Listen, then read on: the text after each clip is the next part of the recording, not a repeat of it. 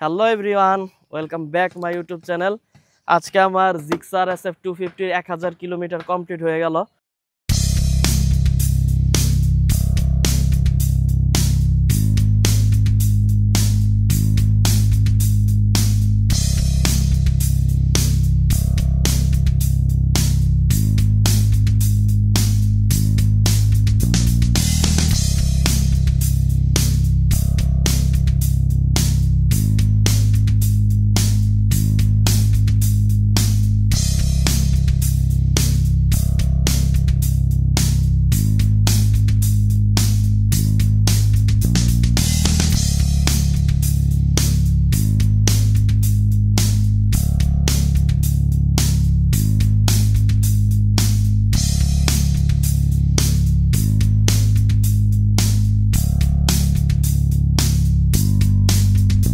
দেখতে দেখতে আমার সব বাইকের তুলনায় এটা 1000 কিলোমিটার তাড়াতাড়ি কমপ্লিট হয়েছে।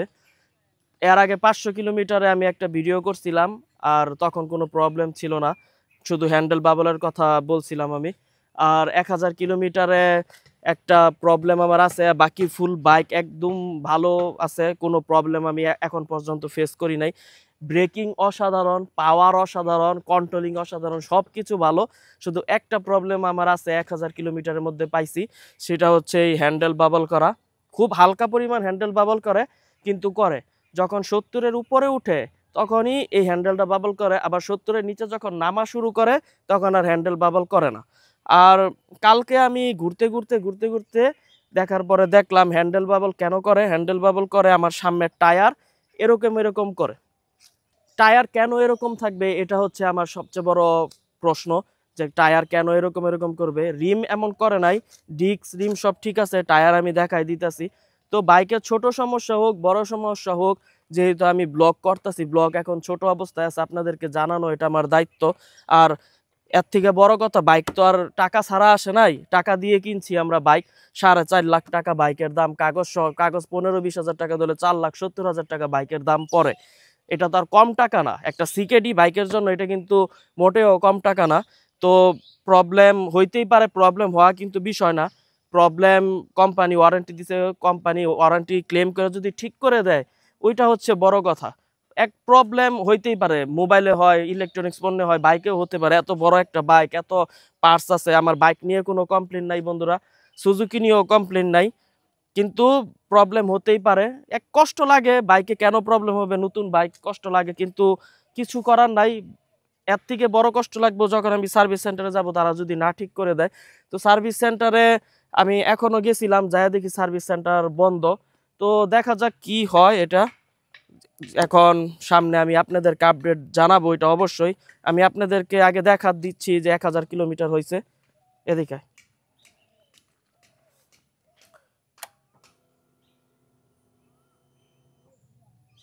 এই যে আমার বাইকে 1012 কিলোমিটার হয়েছে। আমি একটা ভালো জায়গা আসার জন্য 12 কিলোমিটার রাইড করা হয়েছে।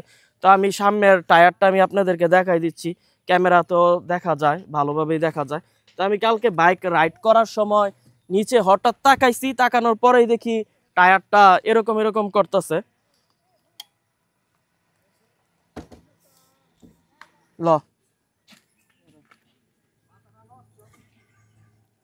এই ঘুরানটি দিলে হইব, জোরে ঘুরানটি দে। অ্যাঙ্গেল একটা মিডলের তো করবি, একটা সাইডের তো করবি।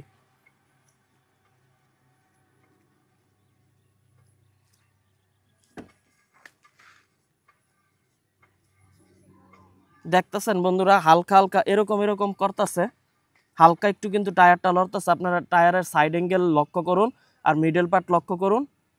মিডল পার্ট কর, আর এই সাইডটা করিস। এই যে লড়তেছে, কিন্তু টায়ারটা কাঁপতেছে। আমরা যদি এখানে হাত দিয়ে রাখি, এই যে দেখেন আমার হাতে একবার বাড়ি খায়, একবার বাড়ি খায় না, একবার বাড়ি খায়, একবার বাড়ি খায় না। তো টায়ারের সমস্যার কারণে আসলে এটা ওয়াবল করতেছে, আমার যতটুকু মানে আমি খুঁজা পাইছি। এখন দেখা যাক কি হয়, এটা সার্ভিস সেন্টার করলে পরে আমি আপনাদেরকে সব জানাবো। থ্যাংক ইউ বন্ধুরা।